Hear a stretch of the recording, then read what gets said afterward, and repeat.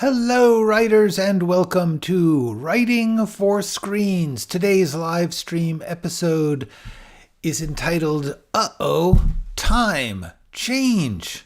Shall we cope? My name is Glenn Gers, and I am the Chief Operating Everything here at Writing for Screens.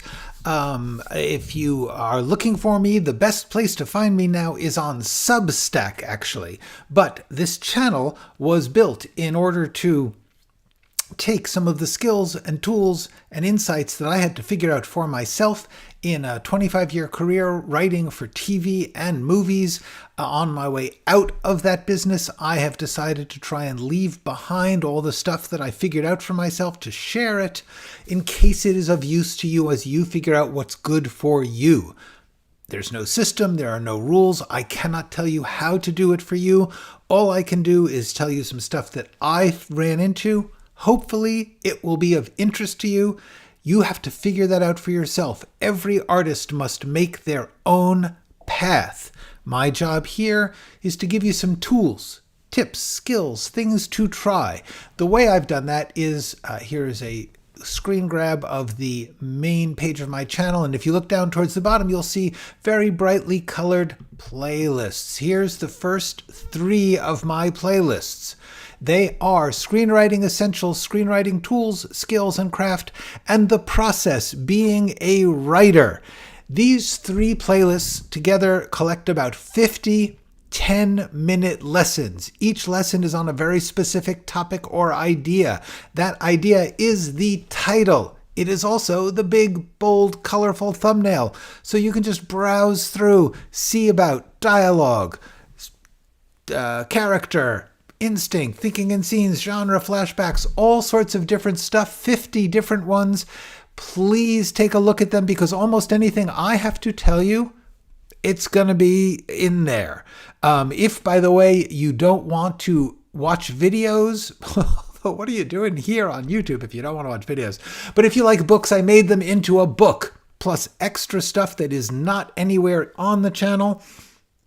The information about that book is down in the description. Likewise, my Substack, please join me there. That's where all the action's going to be happening. But I also do come here every Wednesday, if I can make it at 1 p.m. Pacific Standard Time Zone, or Pacific Time Zone. I don't know how standard it is anymore. Pacific Time Zone. I am here talking about a different topic every day, every week. And this week, we are talking about the fact that things change. Things are changing. They change very fast. They are changing a whole lot. And I want to talk about that and talk about how we deal with that as creators, because that's all I really talk about. Okay, so before I get into that, I'm going to say some quick hellos. Hello, Fang. What an odd title. Well, you'll see if it's justified. Hi, Nishaj and Thomas Lewis. Delta 820able. Hello. It's very nice to meet you. I don't think we've chatted before. Hello, Sarah Draws. You are new, and I am glad you're here. Thank you. Please feel free to ask questions. Patrick says in the UK there's a program. Okay, this is a question that I'm going to take after I do my little riff on my topic. Thank you. My shirt. Yeah, I like it because I feel like a green screen. Hello, Steed. Hello, Lake Filter. Okay. Let's get to it. Let me quickly talk about my main topic because this is what's happening. There's been a lot of press, there's been interviews, there's been a lot of stuff about the 25th anniversary, the 50th anniversary of the album Horses, which was the first album by Patti Smith. Patti Smith also has a new autobiography out, one of several memoirs she's written. Anyway, I was listening to a podcast in which she talked for an hour with Ezra Klein. It's called the Ezra Klein Show. It's usually about politics, but now and then he gets artists on. So Patti Smith was talking. I strongly recommend this. She's amazing. I was never into Patti Smith. I didn't really know that much about Patti Smith, but as she's become a famous memoirist, I have really grown to be fascinated by her, and I'm going to read her books. But one of the things that came to my mind is this album, Horses. It's an early punk art rock album came out in 1975. I was in high school at the time. I was at the end of high school. And I was thinking about the 50 years, half a century between 2025 and 1975. And I was thinking about how much has changed, but how I can remember all of that. I mean, I experienced that 5 decades, that half century, and thinking about how much the world that I knew in 1975 is completely unrecognizable to the world that we are in now. And what I thought about was the fact that if you take the distance from the time from 2025 to 1975 and you threw it back, you would go from 1975 to 1925. And when I consider the differences between 1925, which was the high roaring 20s, it was the year that The Great Gatsby came out, sound film hadn't even come out yet. There was an awful lot of going on between 25 and 75. And I was thinking about how far away 25 felt when I was in high school. And I was thinking about the people who are young now, who look back on 1975, which I remember and was formed by. So I was just thinking about the vast, irrational, irreparable, remarkable experience that we are all constantly living of change, of time. No matter who you are or what you do, time is coming for you. It is rolling over us. It is changing things. And we are, particularly as a species, engaged in changing things really, really fast now. Like the changes even between, 2015 and now are devastating. So the question then is, how do we deal with this as people are trying to write about the world, trying to experience, to deal with the world, but also to capture the world or to communicate with the world, when the world is changing so fast that the previous idea of art, which was you're going to encapsulate your moment, you're going to reflect in a mirror the time you are in or the time you are writing about. How can you do that when literally between 2020 and 2025, it's almost unrecognizable? Things are changing so fast. And what's more, we're wobbling. I personally believe. I cannot look at the changes that we are going through currently and say, oh yeah, this is great. Which is weird because the fact that I can speak to you now through this device, from my home to yours, to wherever you are, and broadcast my own show, that was unthinkable in 1975. And yet, at the same time, the chaos, the destruction, the inequality, the rampant lying that is going on in our culture is very disturbing. And I guess what I wanted to talk about is what do we do? Because I think what's happening is there's a couple of things going on. The people who are conscious of this or the people who are talking about this very often either get into a intensely political let's change the world and fix it mode, or well, we got to go back. That's the answer. Clearly we have made a mistake and we should go back. Neither of those things seem sensible to me. I believe that while we should definitely make an effort to change the world for the better, in 1975, the concept of personal responsibility for the world was kind of rising. It had started in the 1960s, and this idea that we have to stand up and change the world, we have to fix things ourselves, we are personally responsible, has kind of gotten out of hand. And also because we can't. You can't. I can't. We can vote. We can stand up for things. We can do small things, but we're not going to fix the world.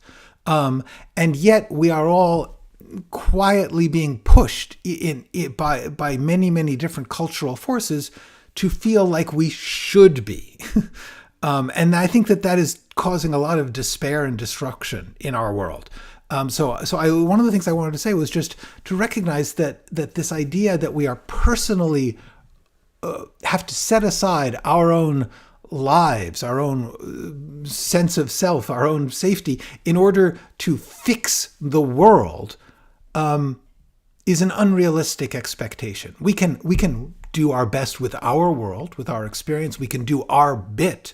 But we have to recognize that we're also, you have to put on your own mask if the air is going out of the airplane cabin. Before you get anyone else's mask on, you gotta be breathing yourself. And I think that the other thing that is this concept that we have to go back, or that we have to that this changes is in some way something that we have to either take control over or push back. They're not good. And the thing I guess that I came to about coping with this concept was weirdly the Elizabeth Kubler-Ross's 5 stages of dying. Because in many ways, change is death. Change is death, change is birth. And that's okay. But the 5 stages of dying, for those of you who are not up on this, it's actually from the 70s too. Denial, anger, bargaining, actually maybe anger, denial, bargaining, depression, acceptance. I don't remember if you get angry first or you deny first. Somebody who might be expert on Kubler-Ross. I never actually read the book. I just know the concept. But I do think that we're actually dealing with that when it comes to our change in our world, we are very much mostly denying it. Like, no, it's all the same. It's like, the digital world, it's just like the old world, just a little glitzier. That's not true. There are changes that have happened in the past 25 years, which are different than anything that changed before. And we are not capable of working with that if we don't accept this is not just another version of the Roaring 20s. This is not just another version of the 1950s. Whatever it is that you think is being repeated, while it may, as they say, rhyme, it is not repeating. It is new. And it's very, very important that we recognize that it is new. And frankly, anger, while it's not a bad thing to feel a little upset about a lot that's going on and say, let's try and take a stand against that. Anger is in the end a dead end path. It's not going to work. Bargaining. Yeah, I think we all do a little of that, and that's cool. Many people have gone from anger to depression. I'm working on acceptance. I am asking you also to think about acceptance. Think about the idea of recognizing how drastically we have leapt into things that changes and plans and beliefs without taking them seriously as anything other than either a convenience or a fad. Like, oh, this is a funny fad. This is a funny fashion. This new way of thinking. It's not, and we need to accept that these are. We currently have I guess I would say religions of technology, religions of greed, and they seem to just be. They seem to have taken over without anyone voting for that. I guess what I'm getting at is I believe that the world is outside of our control, and it's very important to accept that without giving up what you are trying to do. In other words, you need to be realistic about the thing you are in order to do good, in order to do good for yourself, in order to do good for the world. Whatever it is, you can't get anything done. You can't survive, as far as I can tell, if you are not accepting the reality of where you are and then working within that. Anyway, so that's my first little thing I wanted to talk about, and the thing that I wanted to relate to that was there is one element of change which I really urge you to take seriously. There was this article in the New York Times about the decay of master tapes of music, but that's not unlike in the digital world. We are now running into the fact that if you have if I put these videos on YouTube, this is my work, right? My work is on YouTube. YouTube can throw it away. YouTube can take it off. YouTube can go out of business.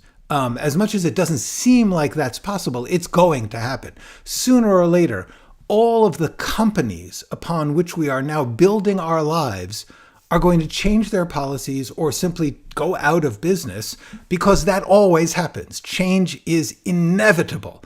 And the idea that we are counting, as one used to on the king and the castle, on these companies that are making this technology is something to really pay attention to fight the impulse to just say, oh yeah, my stuff's on YouTube, it's fine there, nothing will happen. Even the digital technology by which you watch this is vulnerable to changes. In other words, if you recorded something in 2001, the odds of you being able to play it back are almost impossible. The digital codes constantly are changing. While you may sometimes be able to update stuff, there is stuff that you will not be able to get back. So I'm urging you, in all of this acceptance of change, recognizing that there is a new world out there, and that our first step, I guess, and I'd love to hear what you guys think about these things, about the question of what do we do when the past 20 centuries are no longer entirely relevant to what's going on now. How do you cope with that? But the one thing I would say is, do recognize that everything you are doing is on a tremendously vulnerable, fragile, and temporary set of technological platforms and devices, which are going to they're going to go away, and they're going to go away fast. Like right now, you can get a copy of a book printed in 1925, 100 years ago, and you can read it. You are not going to be able to read something that you put on the internet 10 years ago. So that's just something to take seriously. Figure out how to archive or store or communicate yourself with a reference to the fact that digital technology is changing so fast, and it is not being done with the good of humanity in the forefront of the choices. So therefore, while there will be a little bit of notice of, hey, this is going out of business, or hey, this type of software is no longer being produced, that's going to happen. And it is not necessarily going to be done in such a way as to protect and preserve you. So please think about that. Okay, let's talk questions and answers. So do feel free to ask me anything. Patrick says, here in the UK, there is a program from the BBC called Open Call, where you can submit screenplays. I'm thinking of submitting next year. Going to work my best to unravel what my next story will be. Patrick, great. Do that. Absolutely. If there are contests that you can afford to go to, especially from some entity that is not just in the business of doing contests. If there's a screenwriting contest by a company that simply does screenwriting contests, do recognize that their business is getting you to submit to the contest. They don't actually care what happens to you. The BBC is in the business of broadcasting. They actually are looking for people to provide broadcastable material. There's a huge difference. Almost every contest that is just made by a company that just does contests or just does coverage, those are generally not worth the money. But BBC Open Call, why not? Good, Patrick, I'm glad.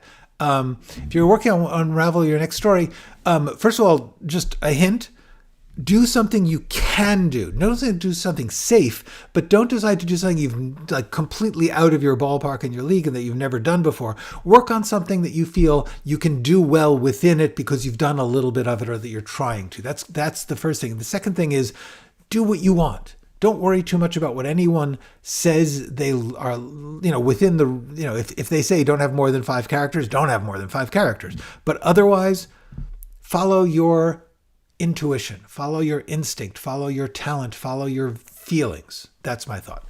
Okay. Let's get on to, hi, Michael. That's okay. No problem. No problem, Nishash. Okay. Kanice 1248 says, I'm currently writing a pilot for my TV show. A Netflix producer wants to read it. Is it completely safe to just send your pilot around? Should I copyright it beforehand? Is that dramatic? No, it is not dramatic. It is wise. Absolutely. You should never show your work to people without first copywriting it or registering it with the Writers Guild. Let me just, I believe I have here. This is America that this advice is for. I am sorry that I cannot otherwise. I don't know on other places, but I know that in the USA, go to copyright.gov or WGA.org. WGA is a lot easier. You just fill out very few steps and you pay much less, but it only lasts a short time and it is not as ironclad legally as copyright. Copyright is worth doing when you have a version that you feel is pretty complete. But here's the thing, just because when you say, this is interesting, Kanice, when you say, is it dramatic? As in, do you have to put copyright on the front page? No, it's still copyright. It doesn't matter whether you say copyright. You can, probably should put it in little teeny letters. Doesn't matter. You don't have to make a big deal out of it. Don't watermark it. If you know what I mean, digital watermark, where you put the person's name in a big diagonal gray smear across your pages. You don't have to do that. The main thing to remember is, yes, you should always copyright your work. You should not make a big deal about it. You should not put a big notice. Hey, watch out. This is copyright. Don't steal my work. It's the copyright is there in order for you to use it should you have to. And also because if they like it, they're going to require you to have the copyright. This is something people don't talk about. They think of copyright only as protection. It's also a legally required step if you make a contract with a company. When a company buys your work or even, options it, they say, we need you to provide the copyright so that we can say legally we have the right to buy or rent this from you. So sooner or later, you're going to have to copyright it. Might as well do it now. But the other, first of all, if you're writing a pilot for your TV show and the Netflix producer wants to read it, my question would be, how did that happen? How do you know a Netflix producer? But then the other question is it safe to send your pilot around? This is my belief. My belief is that when a writer writes something, you want to show it to everyone who will bother to read it. Everyone. It does not matter who. Agents, managers, people like that, if you have them, they are going to want to control how it is released. That's fine. If you have one, then you got to work with them on that. But otherwise, you wrote it for people to read it. There is no downside to showing it around. The only issue would be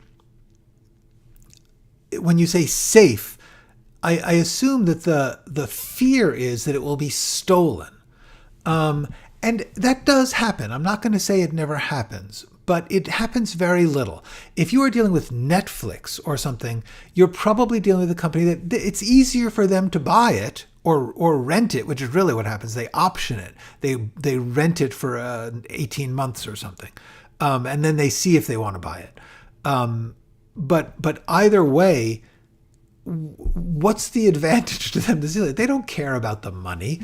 If it is a small producer, if it's an independent producer, what they should say is, I like this. I would like to option it, but I can only give you $100 for the option. Is that good? Yes, absolutely. It's fine. Is it going to be stolen? This is tricky. I will almost always, they don't want to steal. They want to work with something. They're not, there's no big advantage to say. It's not like it's a diamond. It's a piece of work that needs to be reworked. If they like your writing enough to steal your work, they probably, unless they're idiots, will want to work with you on the writing. If they are saying, oh, this isn't a very good script, but I love the idea, they'll still usually option it or something so that they can take it legally, because otherwise they're going to get into legal trouble. When they eventually release it and you show them the copyrighted version from before they started working on it, you will be able to win that court case if it comes to that. Is it safe? Yes, I believe it is relatively safe if you are working with a person who is in an established company with some form of relationships in the industry. You are safe. If you give it to anyone else, honestly, if you show it to some wannabe producer who you meet in a coffee shop and they steal it, and what are they going to do? First of all, put their name on it? Fine. If they were to do that, they probably can't do much more about it than you could. If they're down to stealing your script, they're probably not very effective. They're not going to get it into production.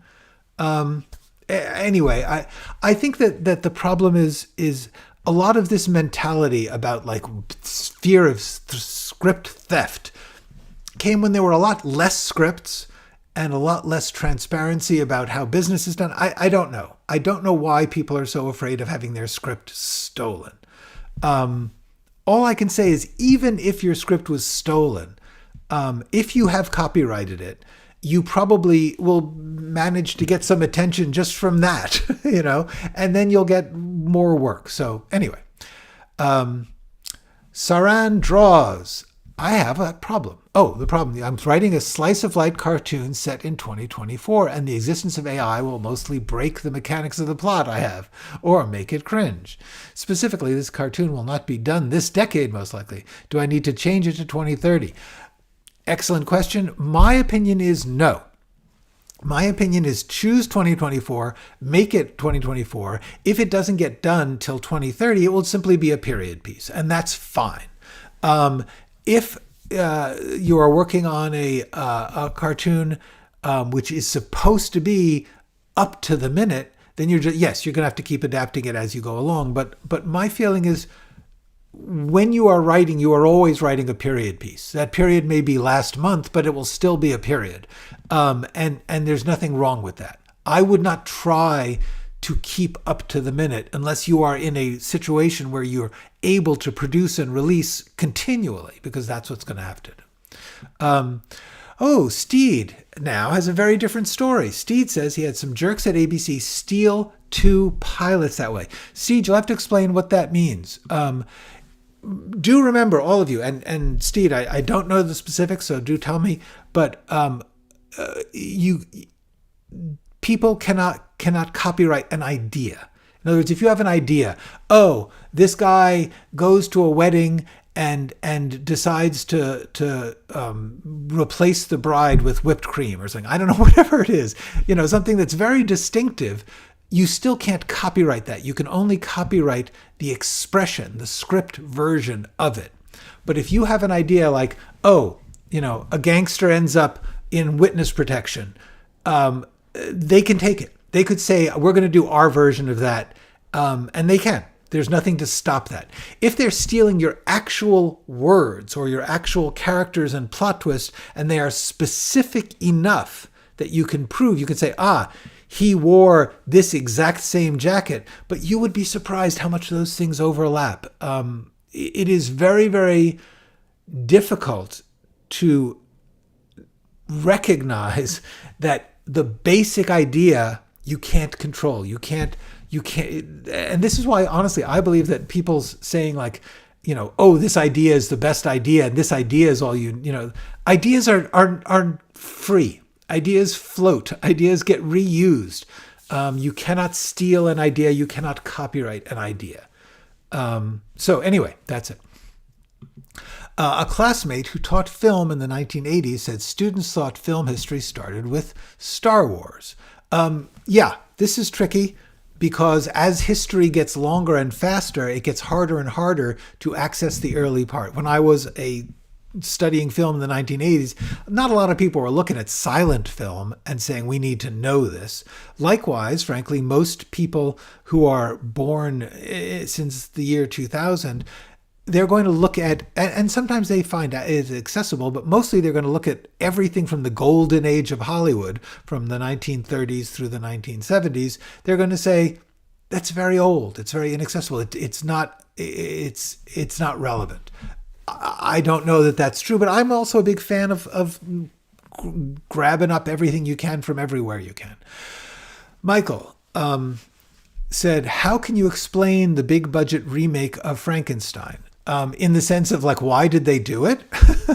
I explain that it exists. It exists because Guillermo del Toro wanted to do that, and he's a major filmmaker with a deal at Netflix. So he said, hey, I want to make this version because I feel like my design of it and my changes to the story make it worthwhile, and that we think it, the emotional core that he chose to focus on, which as much as he did at the originally say he was going to try and stay with the novel. In fact, he changed the novel a great deal. It's his version. How do you, when you have a classic story, especially one that is older than 100 years, so therefore it is not copyright no matter what, people do different versions. People do different versions of classic stories. So my explanation is, why not? J.W. Steed says, I am working on rebuilding my physical digitized DVD library because, yes, so much is available on streaming, but a lot of the things I love and want to see are not on streaming. Yes, this is true. Not strictly related, but the point is I don't live on digital anymore. Physical books and DVDs.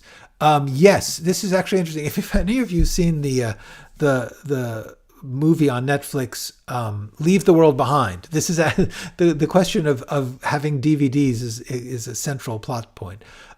Yeah, I am with you. I don't believe that you shouldn't use streaming. I don't believe you shouldn't. I mean, I'm using digital technology and fully engaged in the corporate culture here. But what I'm saying is, do recognize that ownership of digital materials is very tricky. And that if you buy something digitally, you may not own it when the company that's got it on their server decides to go away. And so therefore, physical books, printouts, PDFs even, although PDFs at a certain point are going to be unreadable. But yes, the other thing is there's a lot of stuff that is not available. This is true.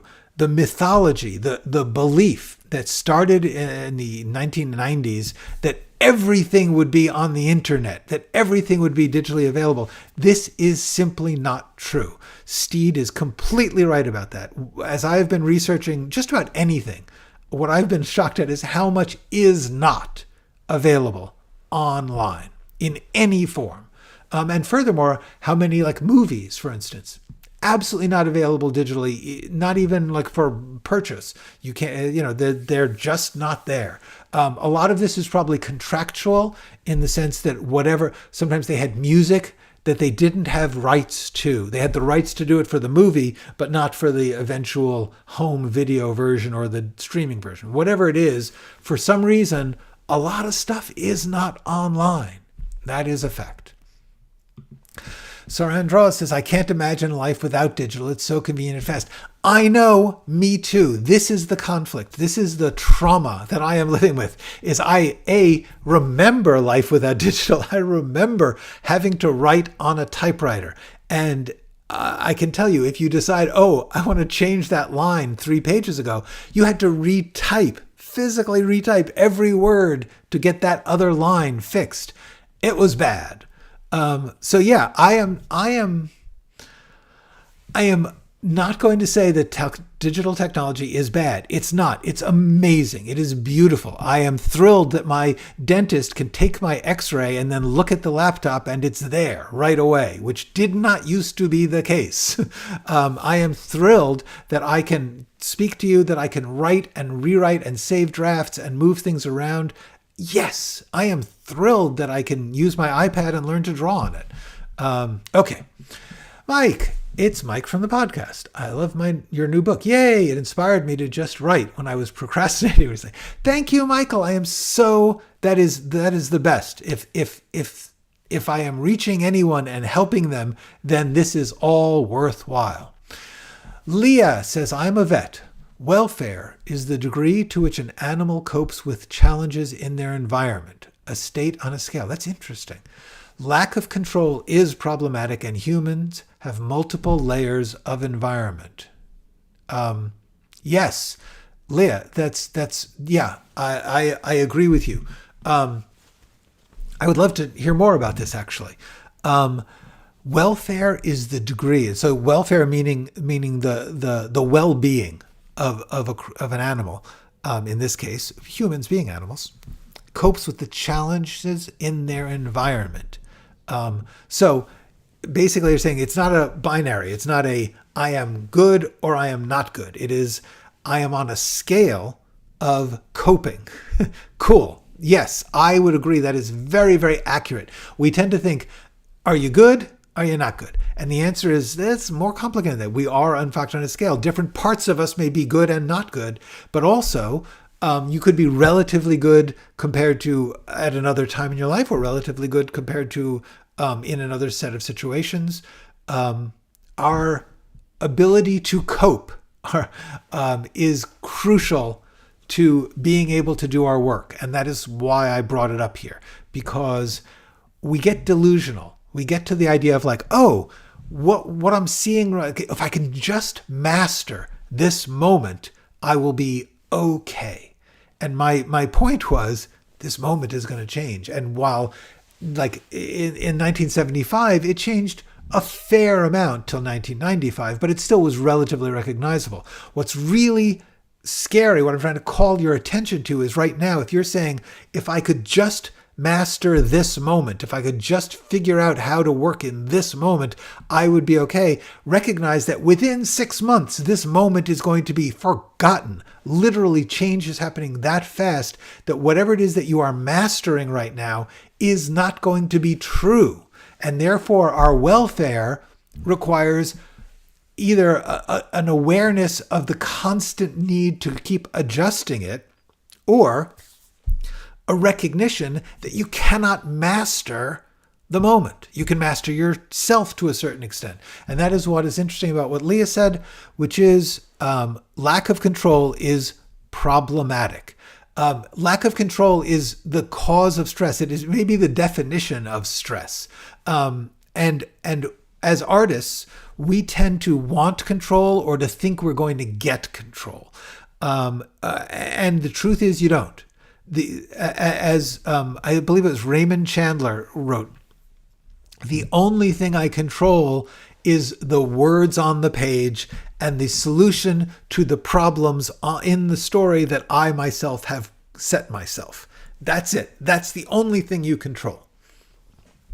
And the more that you recognize the amount of damage that lack of control does to you, the more that you can at least say, like, okay, I at least can try not trying to do something that is impossible to do.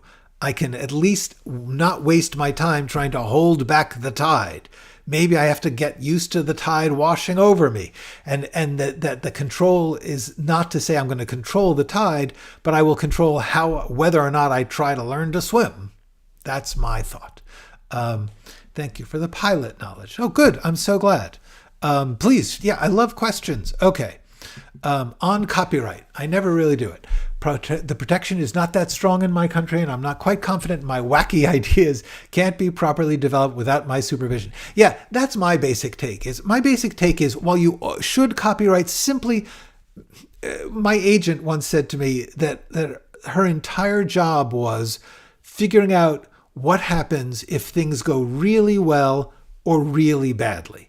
That's what contracts are about. That's what law is about what happens if a project goes really well, because all of a sudden then a lot of money comes in and you got to figure out so you want to write into the contract protections for if things go really well or if things go really badly. If someone cheats you, if something happens and the project gets into trouble, you want to protect for those things. The middle ground, which is where we mostly are most of the time, you don't have to worry about it. And my feeling is, remember, a piece of writing is not gold. It is not a diamond. It is not inherently valuable. And that the idea that we are going to be worried that people, if somebody likes a piece of art, they almost always want to meet and work with the artist. Most of the time, if somebody likes in the business a piece of art that you have created, their real thought is, maybe I can get them to help me work on this thing of mine. They almost never say, ooh, I found the fountain of youth and I am now going to live off it for the rest of my life. That's not how it works. Okay, Kenise says, much appreciated. I met him at the gym. Just out of chance, we started talking because I graduated from university. Cool. All I would say is, A, make sure they actually are a Netflix producer. And B, yeah, show. Absolutely. If someone wants to read your work, let them read it. You are not strategizing a rollout. You made a thing. You want to show it to people. And if they want to read it, let them read it. Copyright it so that you have prepared for the best or the worst. Burgundy, offering a friendly reminder to save your files on physical disks or hard drives just in case something happens to your computer. Yes, at the basic level, whether or not you're future-proofing yourself, very least, make sure to back up your work. And as much as it sounds like, what are the odds? The odds are good. The odds are good that lightning will strike your computer and burn out everything you've got. The odds are good that someone will someone will break into your house and steal your computer, not caring at all about what's on it. They're going to wipe it clean and sell it. And the answer then is, yeah, back it up. Back it up on a drive. Ideally, back it up on a physical drive that is an SSD, because they last slightly longer. They are more expensive, but they are faster and they last a little longer. Okay. I have lost entire completed novels from hard drive failure. Always break up your Steed. Yes, Steed, Burgundy, my backups, my useful friends. Thank you. Also, off-site backups are a good idea. Yes, Thomas Lewis with the truth. I use SSDs, SD cards, iCloud, Dropbox, and the new SanDisk Extreme. That's I'm not going to say overkill, but that's a lot of kill. But yes, no, offsite. The theory that I've heard is you want a physical copy. In other words, if it's something that you've finished or you've got a draft or something, print it out. Just in case. Print it out, put it somewhere safe. Second, yes, have a digital backup on a physical drive that you have. Then also a cloud backup. If you have those three things, according to safety experts, you are pretty much likely to be okay. Okay. Do managers have to be licensed? In Los Angeles, I believe they do. There's certainly not a federal law and certainly not an international law. This is the tricky thing about managers. They are less licensed, less scrutinized than agents, because agents are controlling contracts and money. Managers do not handle the money. They do not write the contracts. That is why anyone can say they're a manager. Is there a managing licensing thing? I don't know. I know that they have to be, they're in Los Angeles, in California, they are supervised to a certain extent by the fact that they are in a business, that they are operating a business, and that business gets some scrutiny. But I would not say that managers, there's no seal of approval for managers. Yay, Saran draws. Saran? Is it like Saran? Yay, I am so happy. Yeah, no, but this is just remember, anything I say here, it's just what I say. This is not the God's truth. It is not legal. I am not a lawyer, and this is not legal advice. And I think it's important to just remind you that. I am not a lawyer. This is not legal advice. I am just telling you the best I can. Let me see. I think I have. Oh, no. I used to have a little thing that said, this is not legal advice. Anyway, I'm offering my best. I did have my 2 pilots copyrighted, and ABC stole them both. They had 30 Disney lawyers, not the ideas, the scripts. Really. I couldn't even afford to do basic paperwork for a lawsuit. Union lawyers said they changed enough that it would make it very hard. Okay. This is the tricky thing. We're just going to get back to this topic for a second. If someone steals your work, but they change enough to make it hard to win, they didn't steal your thing. They stole your idea. In other words, if they take, all right, if they take your story, but then they rewrite it in such a way that all of the dialogue and the characters are different, then yes, they stole your idea, but you can't copyright an idea. You can't win. This is happening more and more. Alexander Payne had been accused of stealing the Holdover script before. Yes, also the script Together. Somebody went online and said that the horror film with Alison Brie and Dave Franco Together, they said, oh, it was exactly like mine, and even down to these details. It's so hard to know because, frankly, sometimes people say stuff like that and then they don't have any proof of it. But also, the volume of ideas, the volume of material that is currently, because of digital technology, flying around the world, you can't assume that somebody may have just come up with a similar thing. It's possible. It is also very possible that people are stealing. I don't know. I don't know. All I know is that, in truth, and I am sorry, it is awful and unfair. It has happened to me. There are things that I wrote. I know that the person who made it saw what I wrote, and I know that they took it and made it a part of their larger thing. Honestly, and I feel badly about this, but I kind of felt flattered. I don't know what to say. I personally believe that the idea that works of art are somehow unique, fungible quantities of value is just not true. The value of this work is your expression of it, your version of it may or may not connect with people. The other people can do other versions of those things. Almost always. It is very, very possible that companies are now just like, hey, this script, I don't like it that much. Let's not bother to pay for it. We'll just have somebody write a similar thing and it'll be changed enough that they can't sue us. Yes, they may be doing that. I don't know what to say except that I don't entirely view that as you still have your script. And unless your script was like one, like a major hit, like if you wrote something that was very, very unique and a major hit took that slot so that the only version of that thing is there, then they have taken your slot away. They have taken your space in the culture. But I feel like the thing that you can't really worry about so much is that someone will steal your creativity. It's yours. You can just keep making stuff. That's all I can say. And yeah, it's bad. I'm sorry, Steed. That sucks.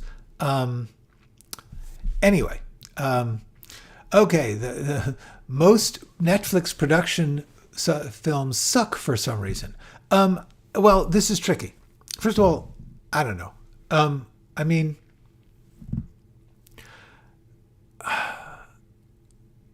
I think that probably what is happening is that and this is changing literally like month to month, but the idea of churning out a great deal of content when you're a company, that much of the company is not that concerned with content, it's concerned with metrics. And they feel like the content is, oh, well, this got this click, so we'll reproduce that with small changes, or we'll use more of that genre, or whatever it is. That's how, unfortunately, the streaming services are viewing material. And the truth is, that's not how we consume art. That's not how we experience art. That's not how we create art. So there's becoming a vast divide between the companies that distribute the work and finance it and the people who make it and the people who consume it. Those two things are going in separate directions, as they are in all things. This is one of those changes I was talking about. This is a change. The mechanization, the lack of concern for the fact that these things that we make have a intrinsic quality, they have a value, they have a thing that we care about, and that can't be turned into code that you can simply say yes, no to. That is a huge problem. But most Netflix production films suck. The reason is partly, I think, that they're doing probably too many, and much of what they're doing is based in formula. In other words, it's based in literally an algorithm. They're saying, we're going to judge, like, if it has this beat and this beat and this beat, or it has this type of character, or is this type of setting, that's going to be good. And they're just churning it out too fast without any concern for those things which make us like art. Okay. A lot of mainstream films suck too. Yeah, well, it's the same thing. They often have the right beats, but the twists happen on time, but they feel soulless. Yeah. Once again, and this is actually a problem that has been true from the beginning of art, way before movies. And people used to say it about novels and about theater. Anything where there's a popular entertainment business, there are going to be some people who say, we need to figure out the formula for popularity, and then we will do the formula for popularity. And when you are operating on a formula, you are making bad art. That's just that simple. Sometimes you take a formula and you make it good art. That's cool. That does happen all the time. But if you just are doing the formula, if you either don't have the talent or don't care, because the people at the business end often don't care. They're like, oh, horror films with the mothers and children are good. Let's just do one of those. These are the beats that are in it. And they don't care. It shows up. Okay.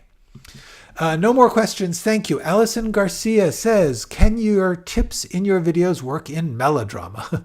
I am obsessed with melodramas lately, but it seems the characters don't have a goal. For example, The Victims of Sins and In the Mood for Love. Well, I personally wouldn't say that In the Mood, I don't know Victims of Sins, but I do know that In the Mood for Love, I wouldn't consider that a melodrama. I would consider that actually a romantic art film. In that it doesn't, the answer is still yes. I think most of the tips could work, but, and I can only speak to In the Mood for Love, but when you talk about something like In the Mood for Love, that film artist is working in a language that they believe in, which is one of the things I really try to talk about. They are saying, I'm going to ignore certain formulaic things in order to pursue a visual style and a style of dialogue and a style of storytelling, which is very personal. However, see, for me, melodrama is generally a sort of plot-heavy, very, very dramatic or very, very twisty plotted or high emotion, things that are less ordinary life. In the Mood for Love actually was very much about ordinary life. Usually melodrama is heightened from ordinary life. There's kidnappings and missing twins and the lost loves on ships and things. Melodrama tends to be heightened popular entertainment, at least as far as I understand it. Yes, hope you are recovering from that too. Tomorrow Kiddo says VHS, DVDs, CDs, records, and cassette tapes all live happily in our home. Damn, that's impressive. I hope you don't need to repair a player, because this is actually one of the things I've been thinking about a lot. Yeah, VHS. Like, if you have, and there are certain things that are only on VHS now for whatever contractual reason. Certain materials are only on vinyl albums. In fact, I just recommended one on Substack. I was recommending albums that I had as vinyl albums 30, 40 years ago. They no longer exist in a digital form, except weirdly, somebody recorded their album onto YouTube. Good for you. Yeah. I bought the entire series of Mad About You on Apple. They deleted it from their library and wouldn't refund. Then they added it back another 6 months later with no access, was invited to repurchase. Holy crap. Steed, you live in the most dystopian world. I am sorry. But we all live in the same world as Steed. I was just Steed seems to be suffering a lot. And I apologize for not having better advice for you, except, just recognize if you buy something on digital, you are renting it and they are going to screw you over sooner or later. Glenn's Fan Club says, I watched your withholding information video. Is there a trick that when we reveal information, it doesn't end with pages of pure dialogue? I found myself have 5 pages just to explain what happened. Yes, there is a trick. And the trick is, don't have long explanations. It is not necessary. Watch The Prestige. Okay. The movie The Prestige by Christopher Nolan. It's based on a novel, I believe. There's almost no dialogue at all in the revelation at the end of The Prestige. No, it's absolutely possible. The answer is, you need to think about how can you express this without explaining it, which means usually you are only trying to reveal a small thing, the key. You're not revealing every part of the lock and the door and the wall. You are simply revealing the key to the lock and the door and the wall that were already presented. You are taking pieces of it and saying, this is you're taking the pieces that you've held before, that you've presented before, and you are finally putting them together in the right way. They'll have been put together in ways that don't quite work. Also, the new Knives Out movie is another good example if you want to see that. Those are very talky, but the talk is so delightful. But there's also a layering of how much is new. That's the key to withholding. You don't withhold and then blow out a huge amount of exposition. You withhold one piece and everything else is there. It's just not fitting together because the piece is missing. And when you give them that piece, everyone goes, oh. Otherwise, withholding just means I'm not going to tell you, and you know I'm not going to tell you, and here, now I'm telling you everything. That's no fun. The fun is when they're working on the puzzle, but there's a piece that they have not put together yet. Steed misses VHS. There are some super rare TV shows on VHS that were never digitized. Yes. What I hope is, and you should check YouTube. I have found that a great amount of stuff, people are going around and they are taking copyrighted material, these albums and these TV shows, and they are putting them out there. There's a movie I watched recently called Sammy and Rosie Get Laid. It's a movie from the 1980s, written by Hanif Qureshi, directed by Stephen Frears. It's a cool little movie. And it was, for some reason, is not available digitally at all. But somebody took their VHS and digitized it and put it on YouTube, and it's there. So, yeah. What about quill, ink, and pen? That would take ages. Yeah, damn right, it would. You know what I keep thinking?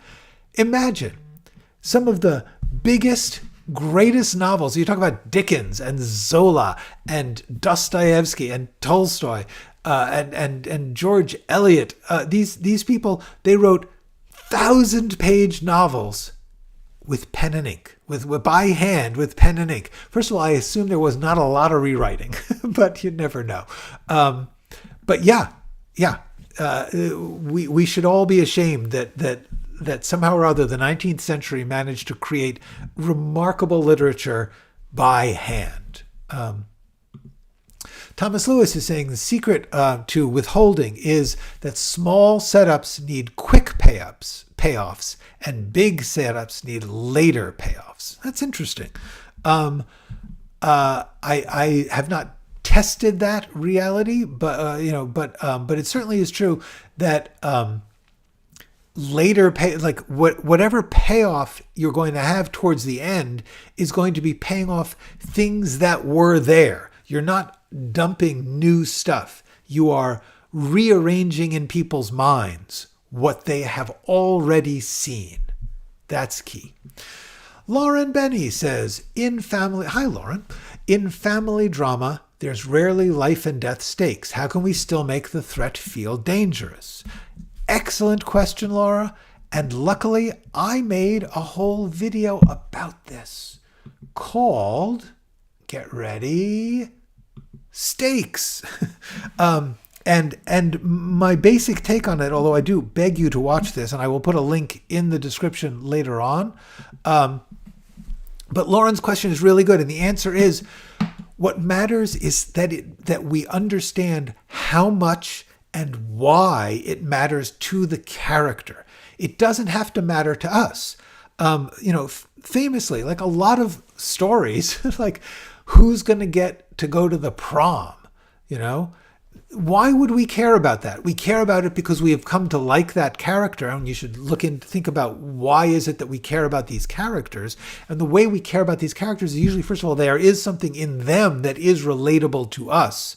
And second of all, we recognize that things feel good or bad to people in our lives too. Like if there's a family is not getting along and they're unhappy, that can be horrible. And we all know what that's like. And if that's the stakes, it's because we care that this person wants to reconcile with their mother or wants to get away from their brother. Whatever it is, that thing that they are trying to do, that is very, very accessible to us emotionally if you try and show us how it feels to them and what the stakes are in that sense. So stakes should not be life or death, save the world. They should be what matters to the person and why. We should understand what that feels like. Okay. Lake Filter says, everyone should like and subscribe. I cannot but agree to that. What really happened to Michael Ovitz and CAA? At one time, he ruled Hollywood. Okay, this gets back to our big question about things change. And the answer is, things change. Nobody stays in power forever. Part of the problem is he was greedy. Part of the problem is that just at a certain amount of time, other players become powerful and take away power from the ones who are powerful. I do think there's a certain amount of what goes up must come down with Michael Ovitz.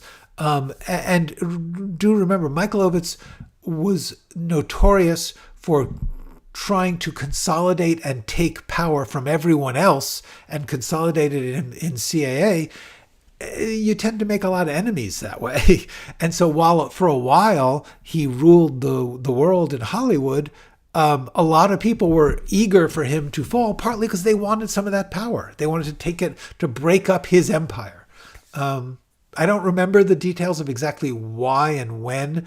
I believe he actually left CAA to take over Disney, didn't he? Or maybe it was the other way around. But I think he took over Disney, and that just didn't go as well because it's a different game than being an agent. Anyway.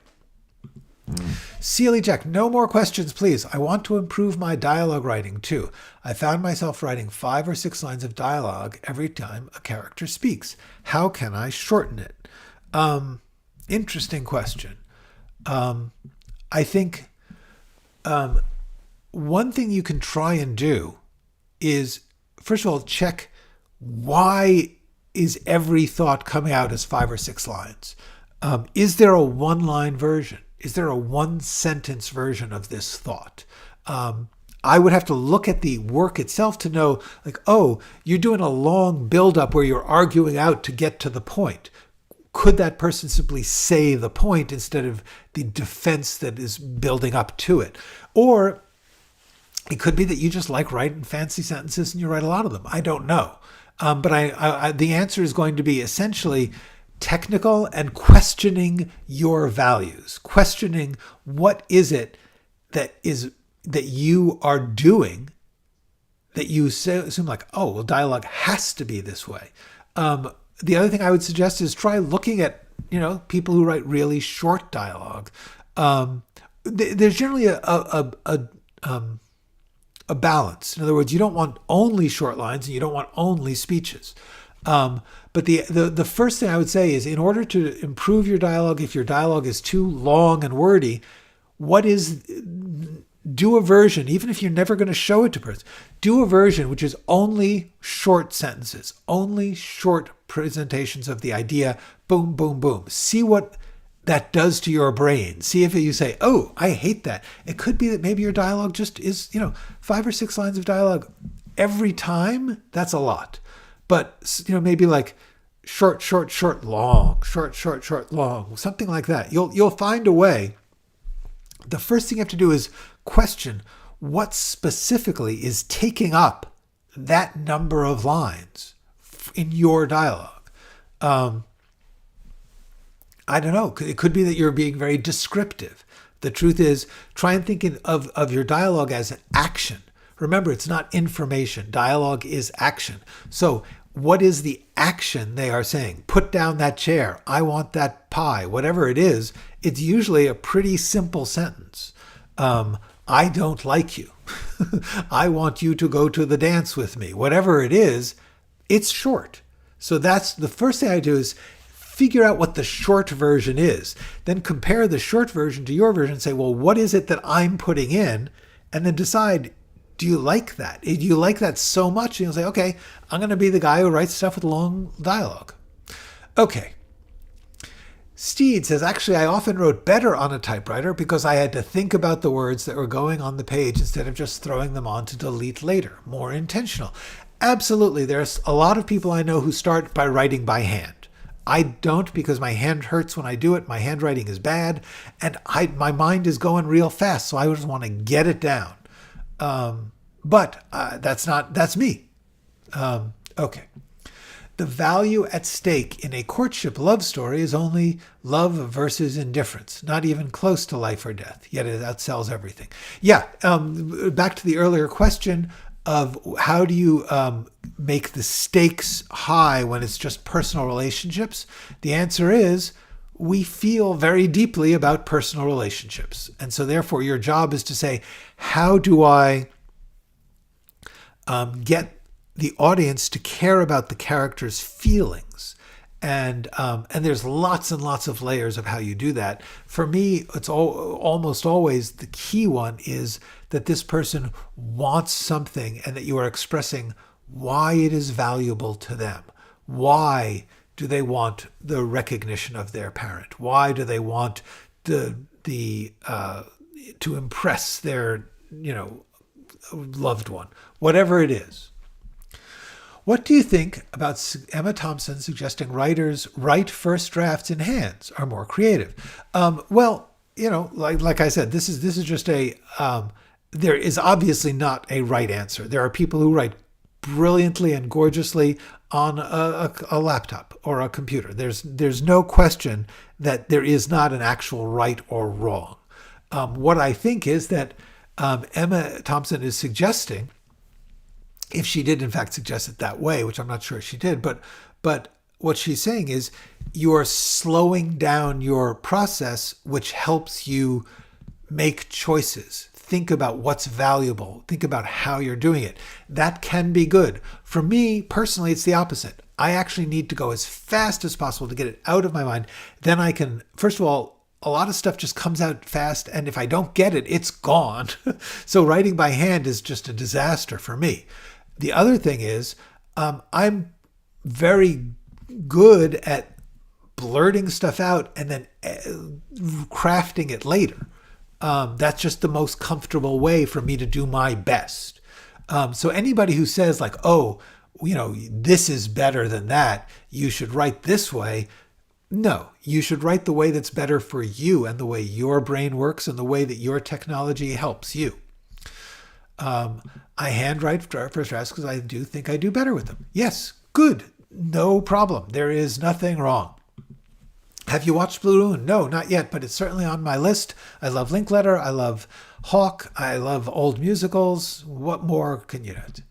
Living Bread from Heaven. I just have to watch this. I just tried. Hello. I am glad you're here just for a minute. Once again, no more questions. I have a problem with outline. Every time after I outline, Robert says, by the way,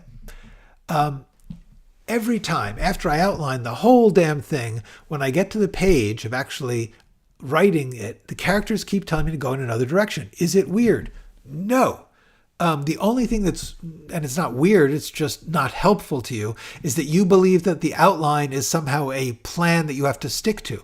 The outline is just a step in a process. And if the point about the outline is to get you to the place where you're going to get in there and then the characters are going to tell you stuff, great. Then that's what the outline is for. Just to get you comfortable enough to get into the creative part of making stuff there the characters go crazy. The thing you want to do then is follow that and just know you're going to have to go back. You're going to have to go back and rethink things. That when the characters are going to be going in another direction, cool. One question I might add is, why are the characters not talking to you when you outline? That's an interesting question, isn't it? Why are you not letting them talk when you're outlining? You are imposing on them. Maybe you should stop and let them talk during the outline so that you could go in that direction in the outline. Just a thought. But the main thing about outlines is to remember, outline is just a work tool. It is not an architectural plan that you have to stick to so that it doesn't fall down later. You can change it. You can change the outline as you go. Furthermore, you should expect that whatever you write is going to inform you and that you're going to have to go back and change the outline later, even if it's perfect. The outline is not supposed to be perfect. It's supposed to be a good start to get you going if you feel lost when you're just writing. It sounds like you like just writing. Maybe you should try writing without an outline. I don't know. There's no rules about that. The reason I outline is because I get confused about what to say on a sentence-to-sentence basis if I don't know the outline. I need the outline to tell me what's happening because I can't make those decisions easily while I'm writing text. So that's why I outline. But there's no law that says you have to outline. There's no law that says you have to stick to the outline. The whole point is that it is simply a different way to get around the problem of figuring out what you're doing. And you do it the way that's good for you to do, which could be write a looser outline, write a quicker outline. Don't outline every little word and then let the characters figure things out. Or do a really, really perfect outline and then know that you're going to change it and then you're going to have to rewrite it. I have been thinking the whole week that if it is true, creativity comes from handwriting. Obviously, it does not. Let me just state that right out. If creativity came from handwriting, then anyone who wrote by hand would write brilliantly, and that's obviously not true. So we can just see that that's not right. I think that the point about handwriting is simply, if you find yourself dithering away, blathering, and not thinking while you're writing, handwriting can help you slow down. That's good. Or it's like there is a connection between the brain and the body and the technology. And I include handwriting as technology. It is a technology. Find the one that connects for you. You know, some people play the guitar better than the piano. Some people play the piano better than the guitar. It is not right or wrong. It is how you work. And it may even change. Maybe some things you write one way, some things you write another. But the idea of saying the answer to your problems is handwriting that's only true if your big problem is you're writing too much too fast. Otherwise, it's just one of many elements. Okay, I have to go soon. How to deal with, also my voice is going. I can't do this well over an hour. How to deal with after someone's reading my script and told me he didn't finish it, it's too boring. How do you deal with that? You recognize that if one person says that, it's their problem, not yours. If every single person who reads it says that they're having trouble finishing it, then you have to think, Is it too long? Are the sentences hard to read? What is it about this that is making everyone tell me it's hard to read? And it could be that you want it to be hard to read. I have a strong feeling that if you gave James Joyce and you told him that Finnegan's Wake was too hard to read and you didn't finish it, he would be like, good.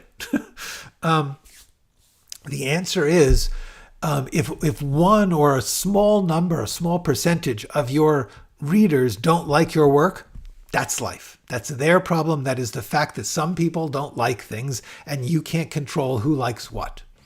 Okay. Characters who tell you what the story will be. That way they do the work for you. Sometimes, yes, that is true. Sometimes you tell the characters. There isn't a right answer to this stuff, guys. That's the answer. The answer is always in your question. The answer is if your characters are coming up with new stuff, let them. Would it have copyright issues for this? I like the history story about Queen Mary and the rest is history told in their podcast and want to write a screenplay based on that history. Here's the thing. By the way, the Rest is History is a terrific podcast. You have to get used to their style, but The Rest is History does fabulous history. It's just very entertaining and very, very interesting. Sanchez Pablo, I agree with you. So the answer is The Rest is History bases their stuff on books they've read. They almost always refer to those books. In other words, they didn't make up that history. They read it and interpreted it their way. So the only thing that you cannot take is if they have an interpretation that is distinctly and uniquely theirs that no one else has done. But what I would suggest is go to the Rest is History website. I'm pretty sure that they cite their sources. Read those too. Now you're fine. You can certainly, something that's hundreds of years old, as long as you are not taking one historian's point of view and analysis and using that without their permission and saying it's yours. But if you're saying, this is the story of Queen Mary, I read a bunch of different histories of it. That way you can gather which things are interpreted specifically by that person. Like if somebody says, I think Queen Mary was schizophrenic, and they're the only person who thinks that, no, you can't just take that. On the other hand, if you read 5 biographies of Queen Mary or histories of Queen Mary, you're set. That's my answer to that. Oh my God. What Saran Draws says, Celia Jack, what helps with dialogue is understanding what the character wants to get out of the conversation they are engaging in. Defense offset. So I often keep it to that point and not add fluff. Yes, this is definitely true. Certainly, if you have not gotten around to my brilliant dialogue video, I would suggest you do that. And also, you might think about the one for dramatic action, because that is where a lot of the concept that dialogue is action. Dialogue is not just information. It is, as Saran says, somebody trying to do so. They speak to another person because they want something to happen. Maybe they want that person to like them. Maybe they want that person to let them through the door. Whatever it is, they are trying to, in some way, provoke or entrance or entertain or distract. Whatever it is, that's the point. And you can get that point quickly. Okay. I also have a copy of every version of revision I do, just in case. I do too, although more and more I am trying to put them into an archive or even throw them away because no one cares after a while. So that's a matter of your brain and how much clutter you can handle. Is it true, Miller Turner asks, that managers help to evade taxes of their writers? I have never heard that. You might be thinking about financial managers, but creative managers, business managers for artists, they're tending to just try and get you contracts and find you jobs and sell your stuff. I have never heard that creative managers are tax evading helpers. I mean, I'm sure that some might, but is there a way to write a subversive story but avoid being over the top to scare the mainstream audience off? Sure. the question really becomes, what's subversive about it? And then you have to figure out what layer of your story you're going to keep the subversive stuff in. I mean, to a certain extent, It's a Wonderful Life is deeply subversive. Casablanca is deeply subversive. The answer is, you can put a subversive thought into a conventional narrative, or you can take, a story and say, I'm going to make this appear subversive. I'm going to put it into a subversive form. I'm going to do the punk rock version where I'm in the face of the audience, and that it depends on what you mean by subversive, I guess, is what I'm saying, Watson Neal. And the answer is, it is certainly possible to have a character, or I'm not sure what it is that is subversive, but those subversive thoughts can be put into mainstream work. In fact, during the course of most of Hollywood history, when there was a very strict moral code, literally called the Hays Code, supervising all work, the amount of subversive work that had to be filtered in through the code is the subject of numerous books. Yeah. So the answer is absolutely. You can make a mainstream movie. I personally believe that something like Superman, James Gunn is a master of taking very, very conventional, acceptable work. Peacemaker is extraordinarily subversive. But like I said, so James Gunn's DC work, very subversive as far as I'm concerned, in the most pop culture form available. They kept enough story. Oh, this is about Steed's stories being stolen. You could see the skeleton of my story and characters and plot. They changed superficial stuff, but Disney lawyers and union lawyers said it was a coin toss for the lawsuit, but money to fight. Okay, yes, and we should talk about this very briefly. Once again, although it may be, and truly, Steed, I am not in any way saying that they didn't steal your work. I think they did. But what I'm saying is, it's like if somebody stole your car and they chopped it up for parts and they put the parts in other cars and they sold them to repair shops and they used up the car. Yes, you could say, hey, you could find one of those cars with the part in it and say, hey, that was my car. But they're going to say, it's not anymore. And the answer is, legally speaking, you can't stop them. Is there a way to prevent it? To preempt it, to prevent theft in advance? No, there is no way. You cannot stop that, because they do have the money, and also once it's chopped up for parts, once they've changed the characters and stuff, it would be truly legally a coin toss. I think I've mentioned this before. There was a book called Naked is the Best Disguise. It was by a guy named Rosenblum, I believe. He was a lawyer. He worked for a studio, and his job was to look for elements in stuff that was in legal dispute that had common ancestry. So, for instance, to say, a story about somebody who's, avenging their murdered father, and somebody says, hey, you stole my idea. And then his job was to go back to Hamlet and say, look, they're both taken from Hamlet. In other words, the idea of ownership of stories, ownership of characters simply doesn't exist. I believe that the only thing you can do is if your stuff gets stolen, the only thing that I can suggest you do about that, honestly, is first of all, see if somebody will, apologize or pay you or something. But when they don't, so you have a paper trail that you wrote a letter saying, hey, look at these, this is mine. Try to take from it the encouragement that your stuff was good enough to steal. That's what I think. Keep writing, because it was good enough to steal. And maybe the next person will say, I don't want to steal this. I'm just going to hire this guy. So that's my take on stealing. As far as Lake Filter says on stealing, started thinking the digital media has pretty much turned into a giant typewriter for monkeys to write on so the media owners can reap the next Romeo and Juliet.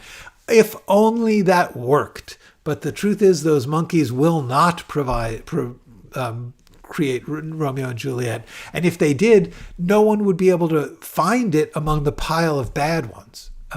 Okay. Junior Henry Kane says, should I accept the offer from a producer that agrees to produce my work only if I add a scene to turn the romance story into softcore porn? I am conflicted. Well, this is a personal choice.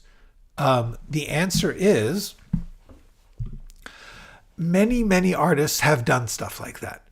There will often be a commercial vision of the distributor or producer, which is, if you have this element or that element, we can sell your thing. And honestly, the fact that that's how they think is disturbing, but it's real. They're saying if it has these actors or if it has this genre twist or whatever it is.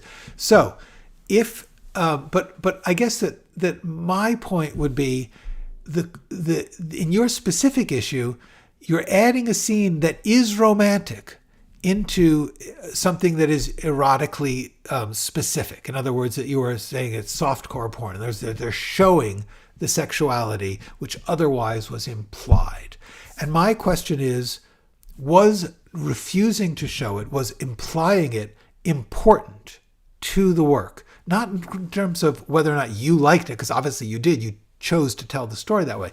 But is it actually hurting your story, or is it simply another way to say it? Which is, interestingly, what if you flipped this? What if you had written a story which the expression, the physical love was important to see, and they said, ratings wise, we need to cut this back and not show that? The answer is, you have to decide, what's it worth to you? Is it more important that the story not be changed that way? In which case, should I accept it? Are you, is it a solid offer for a substantial amount? And if so, will that make a substantial difference in your life and let you write for a year and write a new story? Or is it just a little bit and you don't know, and it's not even real, only you can balance those things out.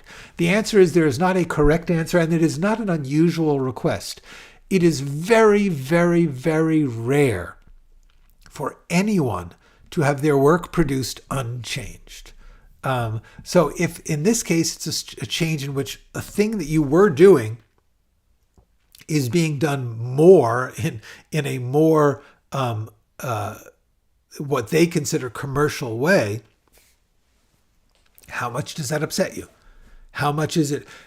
Will you be okay if it never gets produced because you were sticking to your guns? If so, do it. If not, remember that you're supposed to be doing a lot of work. And it depends on, honestly, sometimes you'll get somebody who like, they could do your exact script without changes and just do it so badly that you still wish they hadn't done it. And they won't even say like, hey, we're going to do this with bad acting. But then it turns out that it is, and there's nothing you can do about it. This is the result of writing for something that other people have to produce. That is the game. You have to decide what it's worth to you. For one thing, if you say yes, you are establishing a relationship with this person. Furthermore, you are establishing for other people that you are somebody who knows how to do the full job and get things done. I don't know. Okay. Hey, hi, Mike. I know. It's good. It's great. I am so glad that you are back. Thank you. Okay. No more. I'm going. Isn't creativity in general just building off what's come before? Look at Fargo, then Better Call Saul. It's using crime and lawyer show to subvert the elements to make something new. Yes, so this relates to whether or not things should, can you be subversive and at the same time acceptable, commercial? And the answer is both Fargo and Better Call Saul were not originally there was nothing about them that started as popularity. But I think what you're basically getting at is, I think is that's what we're talking about, because you said subvert. And the answer is, really, the question about whether or not subversive elements can exist entirely depends on what your definition of subversive is, what your idea of subversive elements are. If you are simply subverting the traditional formula of storytelling, that's very different than, for instance, subverting the prevailing religious or political beliefs of the culture that it's made in. Those are very different forms of subversion. Sometimes people will say, like, for most of the 20th century, work with gay themes had to be in some way disguised or dealt with in such a way that condemned people being gay. And so you found a great number of work which was trying to promote an acceptance of gay life in a form that did not overtly show that. That was the subversive nature. Then again, you have something like Breathless or Pulp Fiction, which you're subverting the form. It's not the content at all. It doesn't matter what it's saying. The form is what's being subverted. Okay, no more questions. No more. Do you think any established washed-up writers would team up with a new writer to update a screenplay in efforts to sell it? Maybe. It would depend on the life and personality of the washed-up writer. Like, this particular washed-up writer would not, because I'm doing my own stuff. But the answer is there's certainly a lot of... But I guess the question is, are you saying you're going to take the script by a washed-up writer and update it to sell it? Or are you saying that you want this washed-up writer to help you update your screenplay? In either case, the answer is it will depend on the washed-up writer, and you'll have to contact them and ask them. But certainly, I know plenty of washed-up writers who would be open to it. It would depend on whether money was available up front, and if money wasn't up front, then they would have to look at their life and say, do I feel like doing... The thing about being a washed-up writer is you get very tired of doing things that you think is the best you can do and that you think is good, and having it not sell. And after a while, you just give up. You don't want to do it anymore. That washed-up writer will not do it. There's another who feels, I'm unjustly neglected and I keep wanting a chance, and then they might. So, okay. I like the quote of creativity. Ghost Production says, I will like the quote of creativity as an endless conversation, and every new work is just continuing the conversation in the genre and themes. I like that too, and that is, in my opinion, a fact. It's not even just an opinion. That's all work exists in a continuum of other work that is produced around it. It is either in conflict to it. It is in imitation of it. All of those things. Yes. Flying over trout. Wow, it's been like 2 years. Good to be on here again. Been a long time. Got fired from my job. I'm so sorry. This weekend. Now I have free time. Who knew the film industry was so fickle? Oh man, I feel for you. I am sorry to hear that. I am glad you had free time. I hope you'll use the free time partly to try and find another job, and partly to do some stuff that you want to do for yourself. Thanks for the amazing screen. May happiness and good health be with every word with you. Yes, yes, yes. Thank you. Thank you. You're all saying thank you. Michael saying the best outline to write a short combination of, I don't know on this one. I would say the best is the one that works best for you.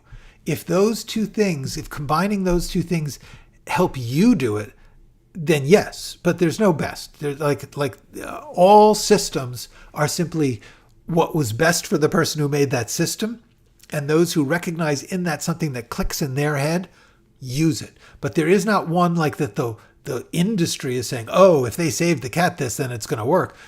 While some people do say that it's never enough to get you over the door just because you saved the cat.